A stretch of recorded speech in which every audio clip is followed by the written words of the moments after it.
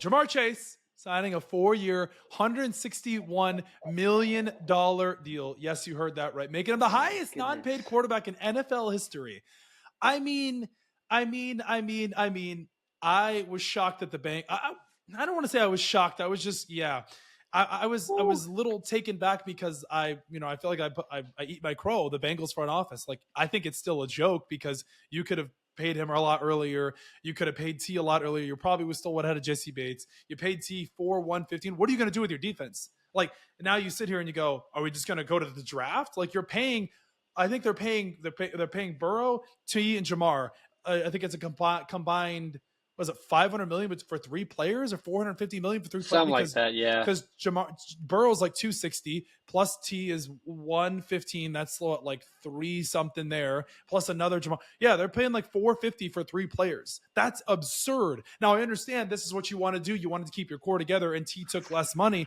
But man, I mean, that is insane. So if you're putting all your eggs into that basket, hell, you better win a Super Bowl in that time frame. The problem is they're also talking about trying to extend Trey Hendrickson. Trey Hendrickson, that's not happening. Oh my goodness. There's no way. You're not going to be able to afford him. Like, you have to listen. I think the Bengals are playing it smart, and they're also playing it safe at the same time, in the aspect of, like, we're going to try to milk a team and trade Trey for a second in the draft. I think that's what they're going to try to do, because at this point, like, the clock's ticking. You got a month left. Like, are you going to play hardball after the draft? And you're going to go into the OTAs and training camp with, like, Trey doesn't have a deal. We're going to try to work out a deal with Trey. Like, no. If you're going to trade him now, you're going to trade him now.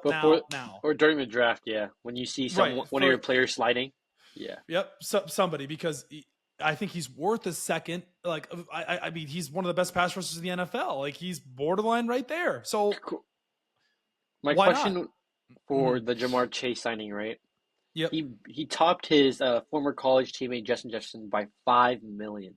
Do you think the Bengals slightly overpaid, or is it the Browns messed up by extending the Bengals or the Browns? No, because the Browns effect. They extended Myles Garrett to make him the highest non-paid.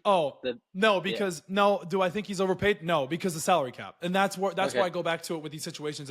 It's the salary cap was raised $20 million this upcoming season. Same thing with Stephon Diggs. Was Stephon Diggs overpaid? No, he was not overpaid. People may think he is, but it's the salary cap. 26 mil?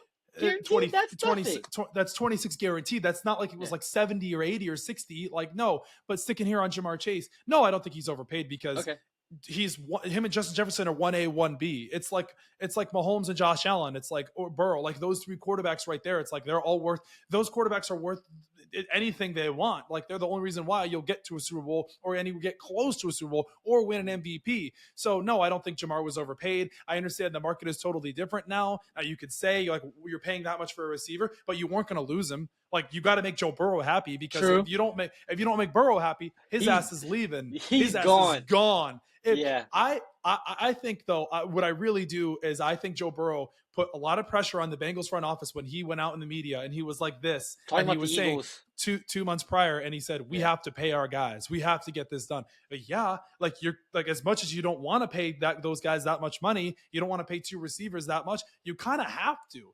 Like, I know there's cheap. Yes, sometimes you can't be cheap. Sometimes you just have to go all in. Yeah. It's like, enjoy yourself. It's like, you're not going to get 2 receivers like that in the next 5 years. Like, you can draft somebody, but you have 2 top. You have arguably the best receiver in the NFL, and you have another top receiver in the NFL as well. I don't know if you want to say T is top 10 or he's top 15, but he is a very, very good complementary receiver. The only problem with T is, can he stay healthy? He stay healthy? But you had to do it. You could have played hardball and you could have said, well, you know what? No. But they wanted to do it. I'm okay with it.